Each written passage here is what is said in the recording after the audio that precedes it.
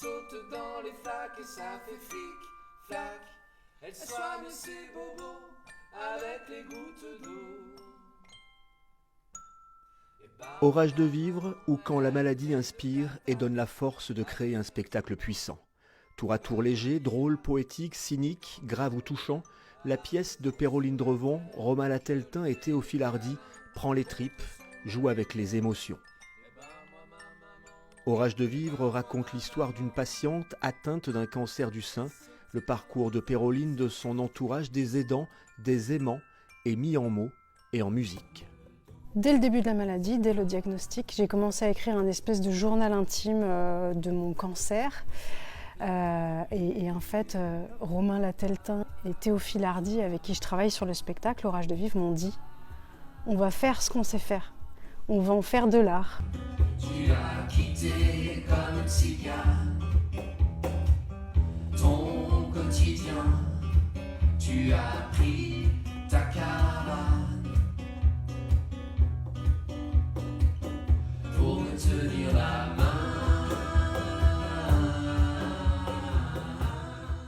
Et en fait, ça me sert d'abord à faire un podcast, un livre audio qui s'appelle Histoire de sein, où je retranscris mon parcours et je me dis, comme les gens sont souvent mal à l'aise, on va libérer la parole et je vais raconter mon parcours.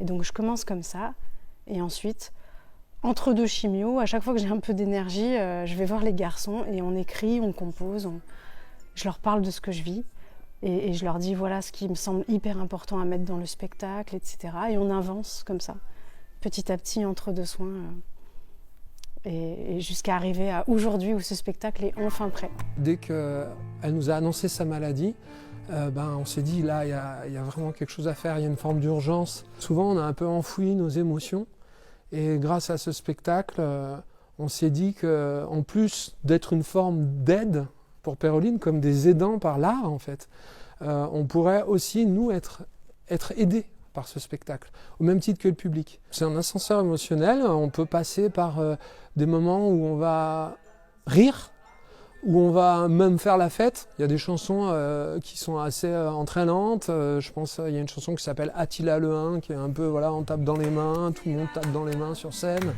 Attila le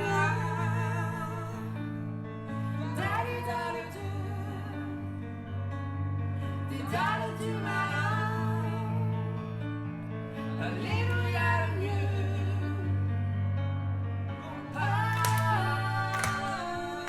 Ça nous a vraiment aidé de nous plonger dans ce sujet-là et d'essayer d'en faire quelque chose d'artistique, de poétique, de beau. Chère famille, bienvenue aux funérailles de Saint-Gauche.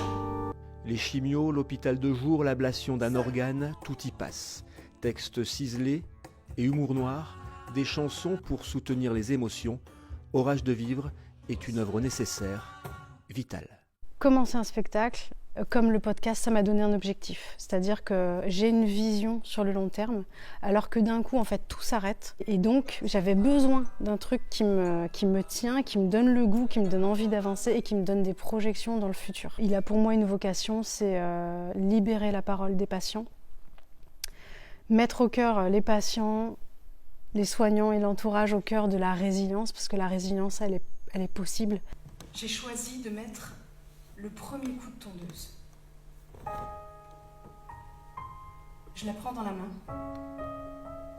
J'approche la lame de mon front.